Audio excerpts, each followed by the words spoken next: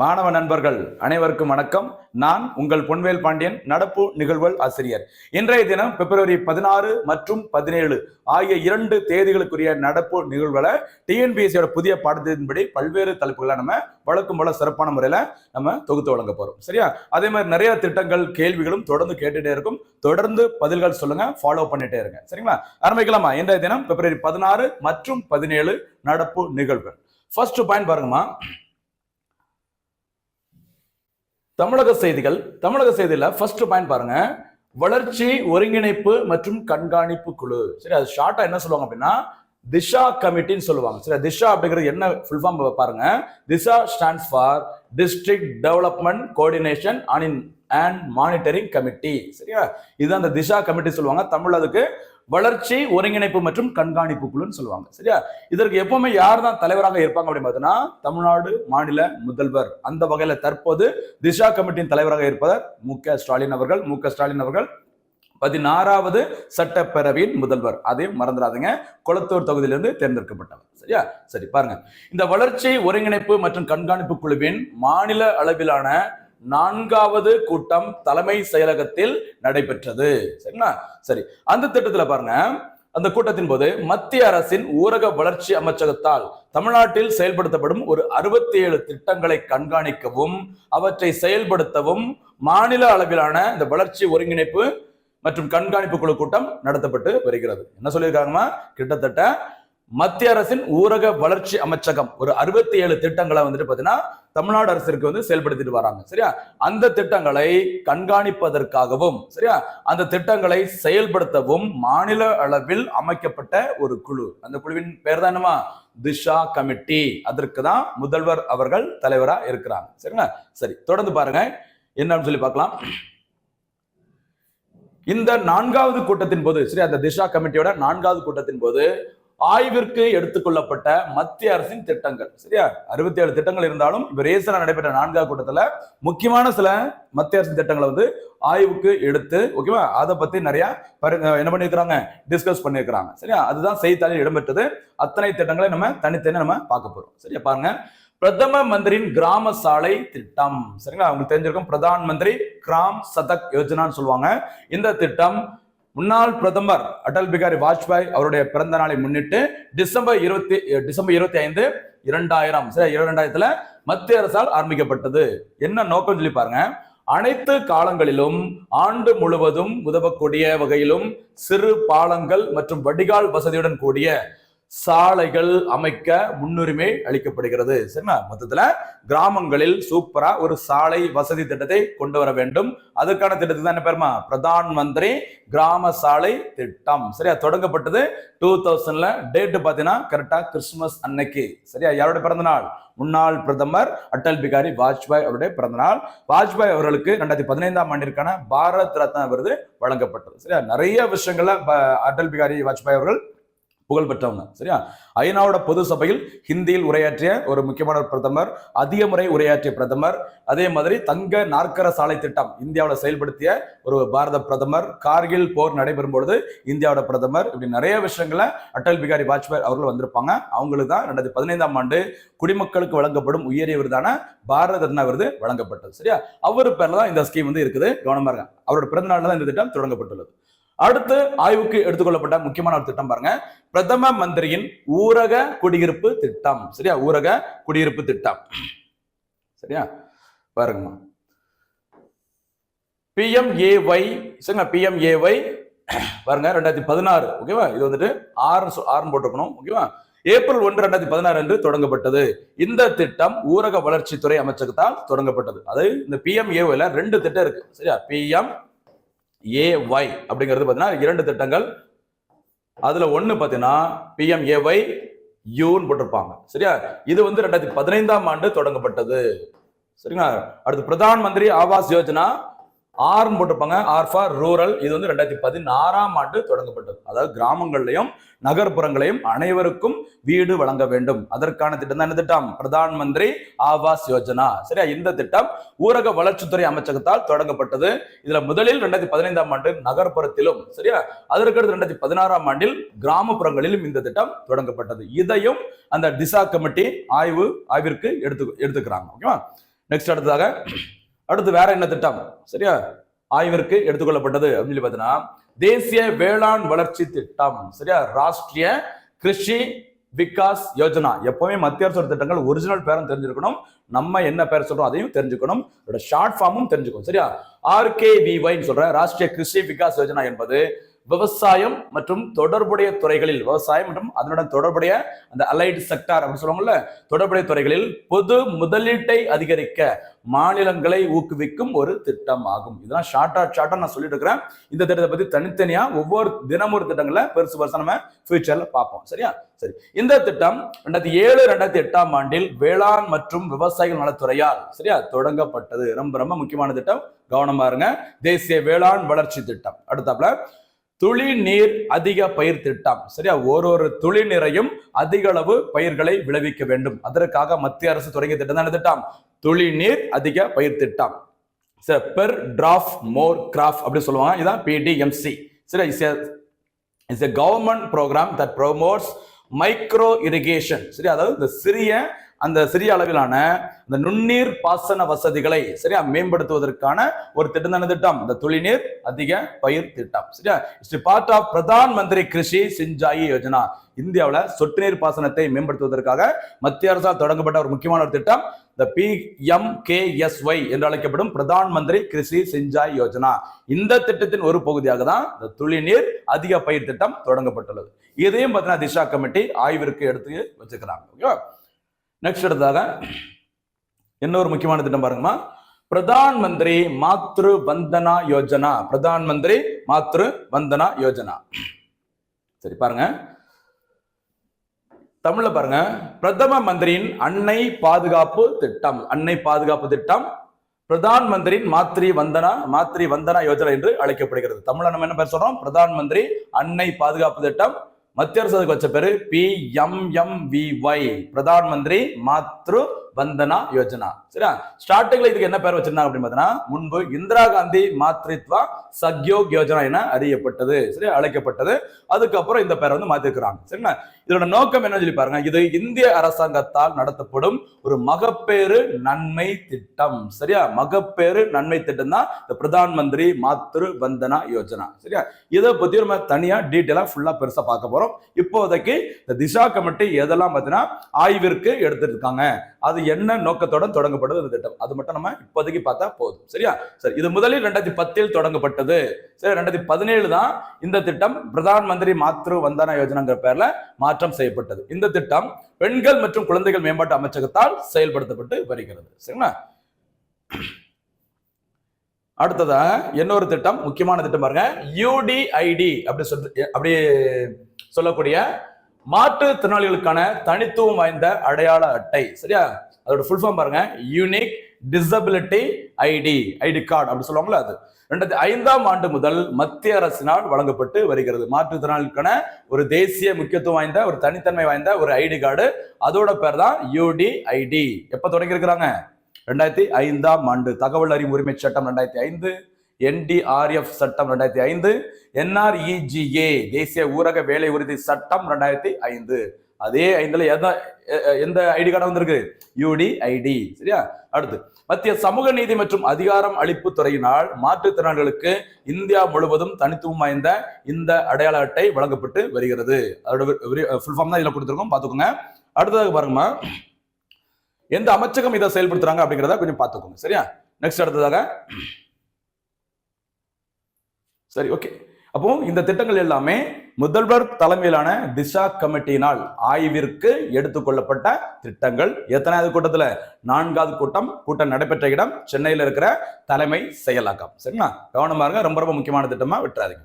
Next அடுத்ததாக பாருங்க, தேசிய சட்ட பல்கலைக்கழகம் ஆட்சி மன்ற குழு உறுப்பினராக முதல் முறையாக ஒரு மாற்றுத்திறனாளி பேராசிரியர் இடம்பெற்றுள்ளார் சார். ஒரு கண் பார்வையற்ற ஒரு மாற்றுத்திறனாளி அவர்கள் பார்த்தீங்கன்னா ரீசெண்டா தேசிய சட்ட பல்கலைக்கழகத்துல ஆட்சி மன்ற குழுல சரி கவர்னிங் கவுன்சில மெம்பரா வந்திருக்கிறாங்க. அவர் யாரு, இந்த பல்கலைக்கழகம் எப்போ உருவாக்கப்பட்டது, அதை இப்ப நம்ம டீட்டெயிலா பார்க்கலாம். சரியா, பாருங்க. தமிழ்நாடு தேசிய சட்ட பல்கலைக்கழகம் திருச்சியை மையமாக கொண்டு செயல்பட்டு வருகிறது. சரியா, திருச்சி மறந்துடாதீங்க. ஓகேவா. இந்த சட்ட பல்கலைக்கழகம் தமிழ்நாடு தேசிய பல்கலைக்கழகம் சட்டம் 2012 படி 2013ஆம் ஆண்டு நிறுவப்பட்டது. சரியா, சட்டம் 12 உருவாக்கப்பட்டது 2013. தேசிய உணவு பாதுகாப்பு சட்டம் 2013. அதே மாதிரி கடந்த வகுப்புல ஒரு சட்டம் பார்த்தோமே, என்ன சட்டமா, இந்த பாலியல் வன்முறை அதுக்கு எதிரான ஒரு சட்டமும் எப்பதான் கொண்டு வந்தாங்க, பெண்களுக்கு எதிராக அந்த சட்டம் எப்ப கொண்டு வந்தாங்க, 2013ஆம் ஆண்டு. அதே வருஷத்துலதான் இந்த தேசிய சட்ட பல்கலைக்கழகம் திருச்சியில் தொடங்கப்பட்டுள்ளது. எந்த வருஷம், 2013ஆம் ஆண்டு. இதன் ஆட்சி மன்ற குழு உறுப்பினராக மாற்றுத்திறனாளியான பேராசிரியர் எஸ் ஏழுமலை நியமனம் செய்யப்பட்டுள்ளார். ஏழுமலை. சரியா, கவனமா இருங்க. இந்த பதவியில் இந்திய சட்ட கல்வி வரலாற்றில் முதல் முறையாக ஒரு மாற்றுத்திறன் கொண்ட பேராசிரியர் நியமிக்கப்பட்டிருப்பது இதுவே முதல் முறை. அந்த நபரோட பேரை மறந்துடாதீங்கம்மா, எஸ் ஏழுமலை. ஓகேவா, நெக்ஸ்ட் எடுத்து போலாமா. அதே மாதிரி செய்தியில் வந்ததுனால இந்த தேசிய சட்ட பல்கலைக்கழகம் எப்பொழுது உருவாக்கப்பட்டது, அது எங்க இருக்கு அப்படிங்கறது மறந்துடாங்க. 2013 திருச்சி. நபரின் பெயர், பேராசிரியரின் பெயர் ஏழுமலை. அடுத்ததாக பாருங்கம்மா, இதற்கான நியமன உத்தரவை தமிழ்நாடு தேசிய சட்ட பல்கலைக்கழகத்தின் வேந்தரும் சென்னை உயர்நீதிமன்றத்தின் தலைமை நீதிபதியுமான KR ஸ்ரீராம். அப்ப பாத்துக்கோங்க, தேசிய சட்ட பல்கலைக்கழகத்திற்கு யார் சான்சலரா இருக்காங்க, வேந்தரா இருக்கிறாங்க, சென்னை உயர்நீதிமன்றத்தின் தலைமை நீதிபதி. அந்த வகையில தற்போதைய தலைமை நீதிபதி யாருமா, KR ஸ்ரீராம். மறந்துடாதீங்க. சரியா, நம்முடைய சென்னை உயர்நீதிமன்றம் உருவாக்கப்பட்டது எப்போமா, ஆகஸ்ட் 15, 1862. அதிக அனுமதிக்கப்பட்ட மொத்த நீதிபதி எண்ணிக்கை 75. மறந்துடாதீங்க. 59 + 16. அடுத்ததாக 2021ஆம் ஆண்டு குடியரசுத் தலைவரிடம் இருந்து சிறந்த பேராசிரியருக்கான தேசிய விருதை பெற்றவர் ஏழுமலை அவர்கள். அவருடைய கூடுதல் சிறப்பு பார்த்துக்கோங்க. சரிங்களா, 2021ல பிரசிடென்ட் இருந்து பார்த்தீங்கன்னா சிறந்த பேராசிரியருக்கான தேசிய விருதை வாங்கியிருக்கிறாங்க. அதே மாதிரி இந்த 21 அப்படியே மாத்தி போடுங்க, 2012. சரி, 2012ல தமிழக முதல்வரிடம் இருந்தும் சிறந்த பேராசிரியருக்கான மாநில விருதையும் வென்றவர் ஏழுமலை அவர்கள். சரியா, இனிமே மறந்துடாதீங்க, சவுண்ட் மவுண்டைன் அவர்கள் மறந்துடாதீங்க. சரியா, நெக்ஸ்ட் எடுத்து போலாமா. அடுத்ததாக இந்த யூனிவர்சிட்டிலாம் பார்த்ததுனால இன்னொரு 2 முக்கியமான பல்கலைக்கழகங்களை உங்ககிட்ட நான் ஷேர் பண்ண நினைக்கிறேன். பாருங்க, central university of Tamil Nadu, Tamil Nadu மத்திய பல்கலைக்கழகம். சரியா, இந்திய நாடாளுமன்ற சட்டத்தின்படி 2009ஆம் ஆண்டில் நிறுவப்பட்டது. இந்த பல்கலைக்கழகம் அமைந்துள்ள இடம் திருவாரூர். நிறைய போட்டித் தேர்வுகளை கேட்டுக்கிறாங்க, கவனமா இருங்க. மத்திய அரசின் சார்பில் உருவாக்கப்பட்ட ஒரே பல்கலைக்கழகம் எங்குதான் அமைந்திருக்குது, திருவாரூர்ல. கலைஞர் அவர்களுடைய திருவாரூர் அமைந்துள்ளது. உருவாக்கப்பட்ட ஆண்டு பாருங்க, 2009ஆம் ஆண்டு. மறக்காதீங்க. சார் 2009 உங்களுக்கு என்ன ஞாபகம் வரணும் சொல்லுங்க. 2009 நம்ம டெய்லி காலையில நைட்டும் எதை தான் ஓபன் பண்ணி டக்குன்னு பார்ப்போம் செல்போன்ல, எது பார்ப்பீங்க, வாட்ஸ்அப். அந்த வாட்ஸ்அப் அப்படிங்கிறது பொதுமக்களுக்கு அறிமுகப்படுத்தப்பட்ட ஆண்டு 2009. AR ரஹ்மான் அவர்களுக்கு 2009ஆம் ஆண்டு தான் என்ன பண்ணாங்க, 2 ஆஸ்கார் விருது வழங்கப்பட்டது. சரியா, இப்படி 2009ல பல்வேறு விஷயங்கள் இருக்கு, கொஞ்சம் ஞாபகம் வச்சுக்கோ. சரிங்களா.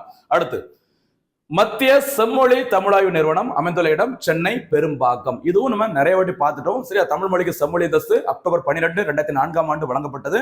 வழங்கப்பட்ட பிறகு அந்த தமிழ் மொழிக்கான ஆய்வு நிறுவனம் உருவாக்கப்பட்ட இடம் மைசூர் 2006ல.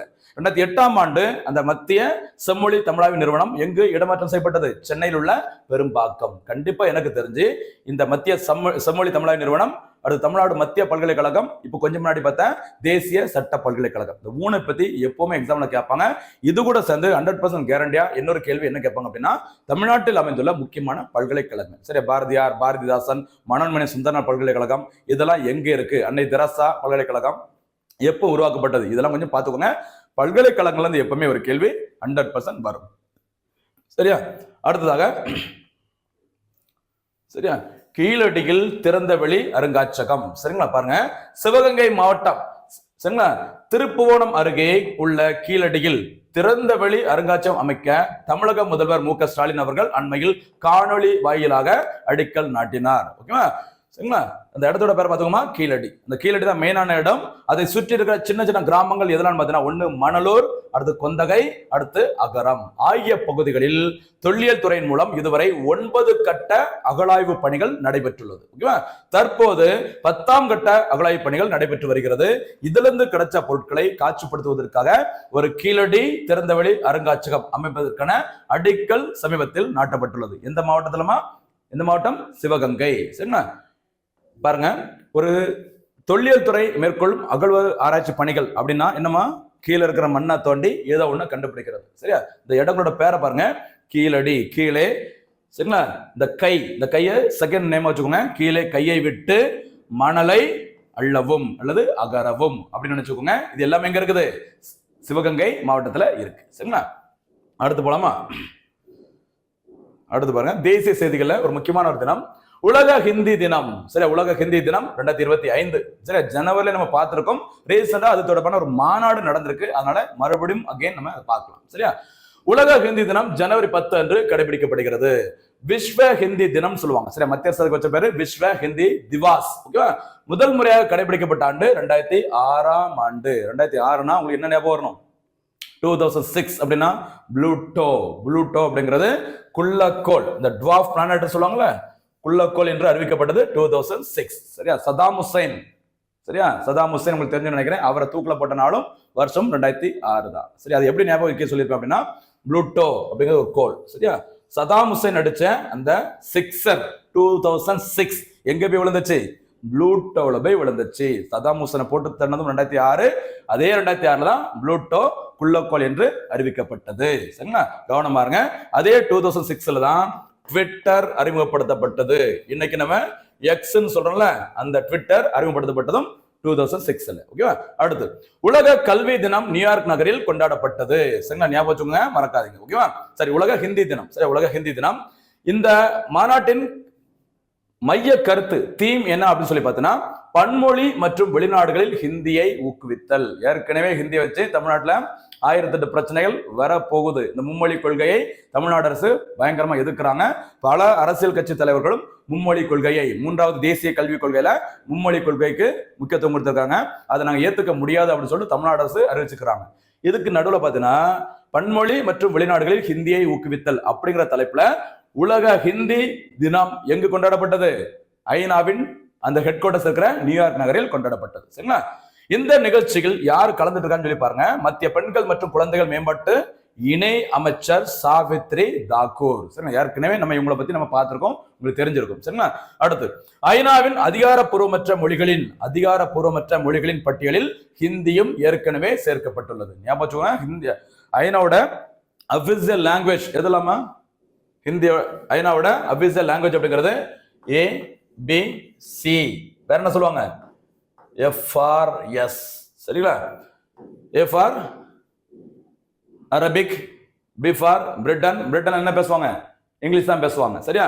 அடுத்து C சைனீஸ், பிரெஞ்சு, ரஷ்யன், அடுத்து ஸ்பெயின் மொழி, ஸ்பானிஷ். அதான் ABC FRS. ஓகேவா? இதுதான் ஐநாவோட அங்கீகரிக்கப்பட்ட அபிஷியல் லாங்குவேஜ். ஆனா இங்க ஹிந்தி அதிகாரப்பூர்வமற்ற மொழிகளின் பட்டியல இந்த ஹிந்தி மொழி சேர்க்கப்பட்டுள்ளது. கவனமா இருங்க.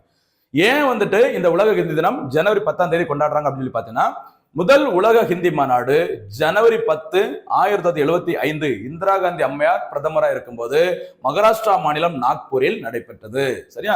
அந்த மாநாடு, முதல் மாநாடு நடைபெற்ற ஜனவரி 10ஆம் தேதி தான் உலக ஹிந்தி தினமாக கொண்டாடப்படுகிறது. சரிங்களா? அதுதான் நியூயார்க்ல கொண்டாடினாங்க. சாவித்ரி தாக்கூர் அவர்கள் சிறப்பு தலைமையில அந்த மாநாடு நடைபெற்றது. அதனோட மையக்கருத்து தான் பன்மொழி மற்றும் வெளிநாடுகளில் ஹிந்தியை ஊக்குவித்தல். இந்தியாவில் நேஷனல் ஹிந்தி டே, தேசிய ஹிந்தி தினம் என்னைக்கு அப்படின்னு சொல்லி பார்த்தீங்கன்னா செப்டம்பர் 14. சரியா? அதற்கு காரணம் என்னன்னு பார்த்தீங்கன்னா 1949 செப்டம்பர் 14 அன்னைக்கு. சரியா? ஹிந்தி அப்படிங்கிறது நம்மளுடைய அலுவல் மொழியாக, அபிஷியல் லாங்குவேஜாக ஏற்றுக்கொள்ளப்பட்டது. அப்படியே அலுவல் மொழியாக ஏற்றுக்கொள்ளப்பட்ட செப்டம்பர் 14ஆம் தேதி இந்தியாவில் தேசிய ஹிந்தி தினம். தேசிய ஹிந்தி தினம், சர்வதேச ஹிந்தி தினம் ரெண்டையும் பார்த்துக்கோங்க. எப்பவுமே தினங்கள்ல இருந்து ஒரு கேள்வி வந்ததுன்னா அது சர்வதேச தினமா, தேசிய தினமா, தமிழ்நாடு தினமா, அதை பார்த்துட்டு ஆன்சர் பண்ணுங்க. சரியா? நெக்ஸ்ட் அடுத்து போலாமா? அடுத்ததாக ஒரு விருது பாருங்க, பசுமை முதன்மையாளர் விருது. சரியா? சுற்றுச்சூழல் பாதுகாப்பிற்கு முன்மாதிரியான பங்களிப்பை வழங்கும் 100 தனிநபர்கள் மற்றும் நிறுவனங்களுக்கு தமிழ்நாடு பசுமை முதன்மையாளர் விருது வழங்கப்படுகிறது. இதற்கான பரிசு தொகை ரூபாய் 1,00,000. 2021-22 ஆண்டு முதல் இந்த விருது வழங்கப்பட்டு வருகிறது. சீக்கிரமா இந்த பசுமை முதன்மையாளர் விருது வழங்கப்படும் அப்படின்னு அறிவிச்சிருக்கிறாங்க. விண்ணப்பங்கள் வரவேற்கப்படுகிறது அப்படின்னு சொல்லியிருந்தாங்க. சரியா, அப்படி செய்தியில வந்ததுனால இந்த விருது எதற்காக வழங்கப்படுகிறத பார்த்துக்கோ. சரியா, பசுமை முதன்மையாளர் விருது சுற்றுச்சூழல் பாதுகாப்பிற்கு யார் முன்மாதிரியான பங்களிப்பை வழங்குறாங்களோ அவங்களுக்கு தமிழ்நாடு அரசு வழங்கும் ஒரு விருது தான் பசுமை முதன்மையாளர் விருது. அதற்கான பரிசு தொகை சாகித்ய அகாடமிக்கு வழங்கப்படுகிற பரிசு தொகையான ரூபாய் 1,00,000. இங்கேயும் 1,00,000 மறந்துடாதீங்க. சரியா, ஓகே, நெக்ஸ்ட் எடுத்து போலாமா? அடுத்ததாக முக்கியமான ஒரு பொருளாதார செய்தி பாருங்க. தமிழ்நாடுடன் தொடர்புடைய ஒரு எக்கனாமிக் செய்தி. ஓகேவா, பொருளாதார செய்தி. ஊராட்சிகளின் செயல்பாடு தமிழ்நாடு முதலிடம். சரிங்களா, புதுடெல்லியில் உள்ள இந்திய பொது நிர்வாக நிறுவனம் IIPA சொல்ற இந்திய பொது நிர்வாக நிறுவனமானது இந்த ஆய்வறிக்கை நடத்தியுள்ளது. இதன்படி மாநிலங்களில் ஊராட்சிகளின் அதிகார பகிர்வின் நிலை சான்றுகள் அடிப்படையிலான தரவரிசை. சரிங்களா, அதோட தலைப்பு பாருங்க. அந்த ஆய்வறிக்கையின் தலைப்பு மாநிலங்களில் ஊராட்சிகளின் அதிகார பகிர்வு, அதனுடைய நிலை மற்றும் சான்றுகள் அடிப்படையிலான தரவரிசை. சரியா, என்ற தலைப்பில் மத்திய இணையமைச்சர் பேராசிரியர் SP சிங்பாகேல் என்பவர் சரியா இந்த அறிக்கை வெளியிட்டிருக்கிறாங்க. இது எந்த அமைச்சகத்தால் வெளியிடப்பட்டுள்ளதுன்னு பாருங்க, பஞ்சாயத் ராஜ் அமைச்சகம். சரிங்களா, சரி. இந்திய அளவில் ஊராட்சிகளின் செயல்பாடுகள், திறன் மேம்பாடு, ஸ்கில் டெவலப்மெண்ட், நிதி பரிவர்த்தனை ஆகியவற்றில் தமிழ்நாடு முதலிடத்தை பெற்றுள்ளது. சரிங்களா, கவர்மெண்ட் நம்பர் 1. சரியா, எதுலலாம் ஊராட்சிகளின் செயல்பாடுகள், திறன் மேம்பாடு, நிதி பரிவர்த்தனை, இது எல்லாத்திலும் தமிழ்நாடு முதலிடத்தை பிடித்துள்ளதாக மத்திய அரசு தெரிவிச்சுக்கிறாங்க. சரியா, அடுத்ததாக ஊராட்சிகளின் கடமைகள் பொறுப்புகளை செயல்படுத்தும் விதத்திலும் அதிகார பகிர்வு அளித்து திட்டங்களை நடைமுறைப்படுத்துவதிலும் தமிழ்நாடு முதலிடத்தில் உள்ளது. கவனமாக நிறைய விஷயங்கள் தமிழ்நாடு முதலிடத்துல இருக்கு. இந்த லிஸ்டையும் அதுல ஆட் பண்ணிக்கோங்க. அடுத்து மத்திய அரசு வெளியிட்ட ஆய்வறிக்கையின்படி செயல்முறைப்படுத்தும் கணக்கீட்டின்படி தமிழ்நாடு அதிக மதிப்பெண்களையும் திறன் மேம்பாடு மற்றும் செயல்பாடு ஆகியவற்றில் 2வது இடத்தையும் பெற்றுள்ளது. அடுத்து நிதி பரிவர்த்தனையை பொறுத்தவரை தமிழ்நாடு 3ஆம் இடத்தை பெற்றுள்ளது. ஓவராலா டாப்ல இருக்கிறாங்க. இந்த துறைகள் வரியா பார்க்கும்போது திறன் மேம்பாடு மற்றும் செயல்பாடு ஆகியவற்றில் 2ஆம் இடமும், நிதி பரிவர்த்தனையை தனியா பார்க்கும்போது அதுல 3ஆம் இடத்தையும் தமிழ்நாடு பெற்றிருக்கிறாங்க. சரியா, அடுத்ததாக நாட்டிலேயே அதிக அளவு ஆளில்லா விமானங்கள். சரியா, அதாவது என்ன சொல்லுவாங்க அப்படின்னா லைசன்ஸ் வாங்கிட்டு சரி முறைப்படி உரிமம் பெற்று அந்த ட்ரோன்கள், ஆளில்லா விமானங்கள் எந்த மாவட்டங்களில் அதிக எண்ணிக்கையில் பயன்படுத்தப்படுகிறது அந்த லிஸ்ட் தான் நம்ம இப்ப பார்க்க போறோம். பாருங்க, பட்டியலை வெளியிட்டது விமான போக்குவரத்து இயக்குநரகம். சரி, DGCA என்று அழைக்கப்படும் விமான போக்குவரத்து இயக்குநரகம் தான் இந்த ஆளில்லா விமானங்கள் எங்கு அதிக அளவு பயன்பாட்டில் இருக்கு அந்த லிஸ்ட்டை வெளியிட்டிருக்கிறாங்க.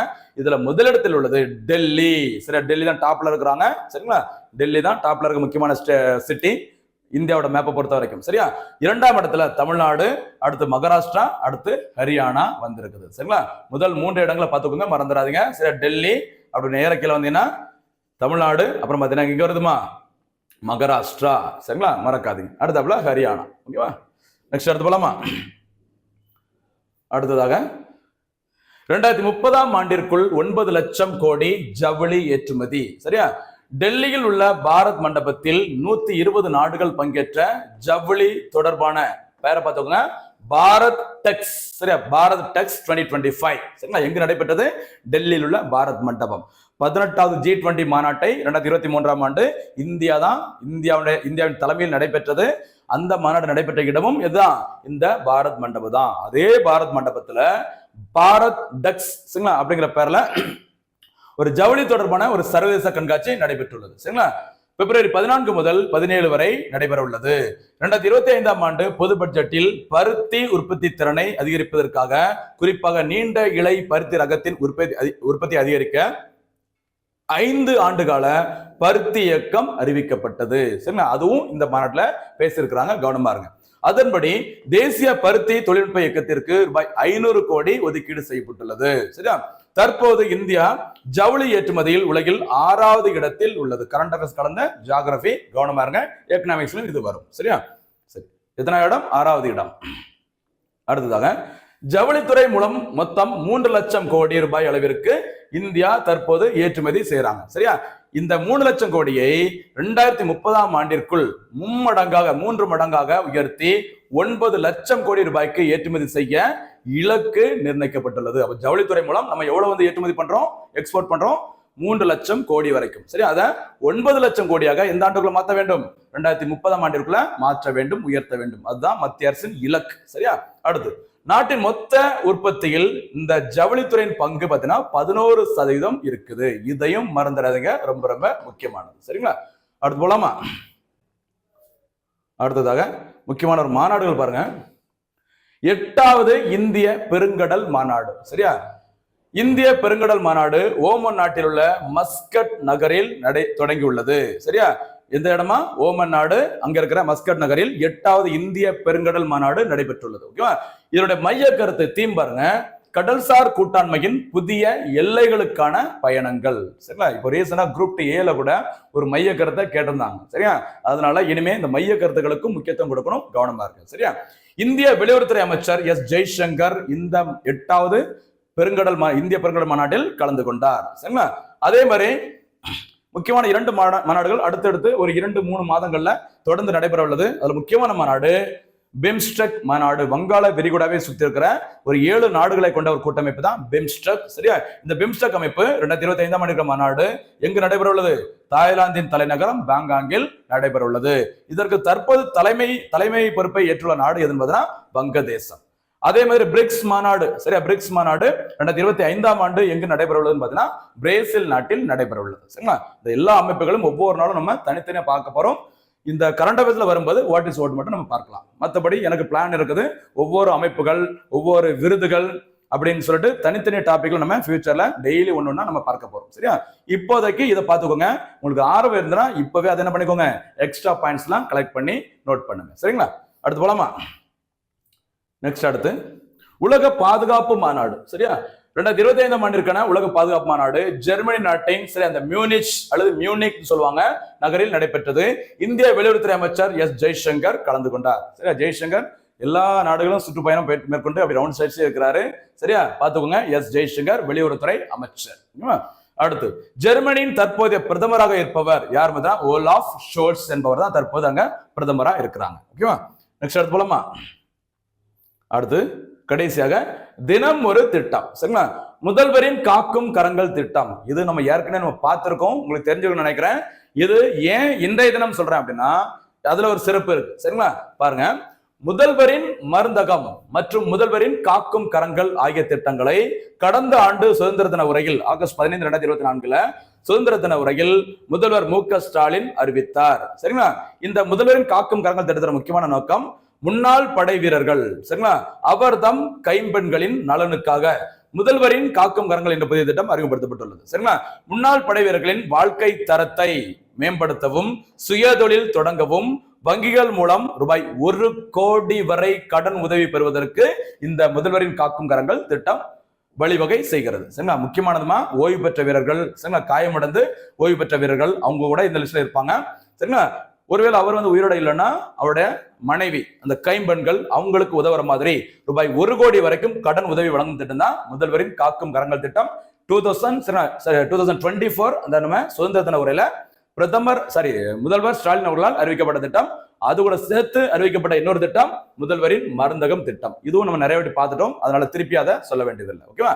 அடுத்து போலாமா? நெக்ஸ்ட் பாருங்க, அந்த முதல்வரின் காக்கும் திட்டத்தின் கீழ் தொடங்கப்படும் தொழில்களுக்கு கடன் தொகையில் 30% மூலதன மானியமும், மூலதன மானியம் எத்தனை சதவீதம்? 30%. ஓகேவா? அடுத்து கடனுக்கான வட்டியில் 3% வட்டி மானியமும் வழங்கப்படும். சரிங்களா? இவர்களுக்கு திறன் தொழில் முனைவோர் மேம்பாட்டு பயிற்சி போன்ற பயிற்சிகளும் அரசால் வழங்கப்படும்.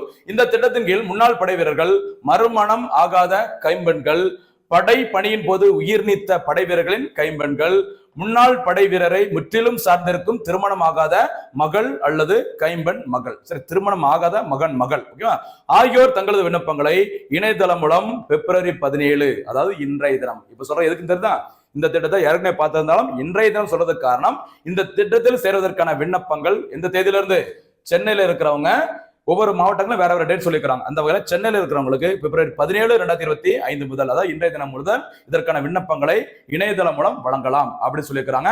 அந்த திட்டத்தான பேருமா முதல்வரின் காக்கும் கரங்கள் திட்டம். சரியா? சரி, அடுத்ததாக இன்றைய தினத்திற்கான கேள்விகள். சரியா? பாருங்க, இன்றைய தினத்துல முதல் கேள்வி என்ன கேள்வி அப்படின்னு சொல்லி பாத்தீங்கன்னா, முதல்வரின் காக்கும் கரங்கள் திட்டம் மற்றும் முதல்வரின் மருந்தகங்கள் திட்டம் எப்போது அறிவிக்கப்பட்டது? இதுதான் என்ன முதல் கேள்வி. இரண்டாவது கேள்வி, முதல்வரின் காக்கும் கரங்கள் திட்டத்தின் மூலம் அதிகபட்சம் எவ்வளவு தொகை, எவ்வளவு பணம் கடனாக வழங்கப்படும்? இது இரண்டாவது கேள்வி. சரியா? மூன்றாவது கேள்வி என்னன்னு சொல்லி பாத்தீங்கன்னா, மூன்றாவது கேள்வி, நாட்டின் இந்தியாவின் மொத்த உற்பத்தியில் ஜவுளி துறையின் பங்கு எத்தனை சதவிகிதம்? சரியா? இது வந்து நான்காவது கேள்விமா. அடுத்ததாக இந்திய பொது நிர்வாக நிறுவனம் வெளியிட்ட அறிக்கையின்படி ஊராட்சிகளின் செயல்பாட்டில் இந்தியாவிலேயே முதலிடம் பெற்றுள்ள மாநிலம் எது? அது வந்து ஐந்தாவது கேள்விமா. அடுத்ததாக சமீபத்தில் திறந்தவெளி அருங்காட்சியகம் அதற்கு அடிக்கல் நாட்டப்பட்ட கீழடி எந்த மாவட்டத்தில் அமைந்துள்ளது? இதான் என்ன தெரியுதுக்கான கடைசி கேள்வி. சரியா? மொத்த கேள்விகளுக்கும் சிறப்பான முறையில் பதில் சொல்லுங்க. கண்டிப்பா ஃபுல்லா நோட்ஸை பார்த்துட்டு பதில் சொல்லுங்க. அப்பதான் நம்ம தேர்வுல ரொம்ப எளிமையான வகையில ஆன்சர் பண்ண முடியும், எந்த ஒரு டவுட்டும் இல்லாம. சரியா? மீண்டும் சந்திக்கலாம். நன்றி, வணக்கம்.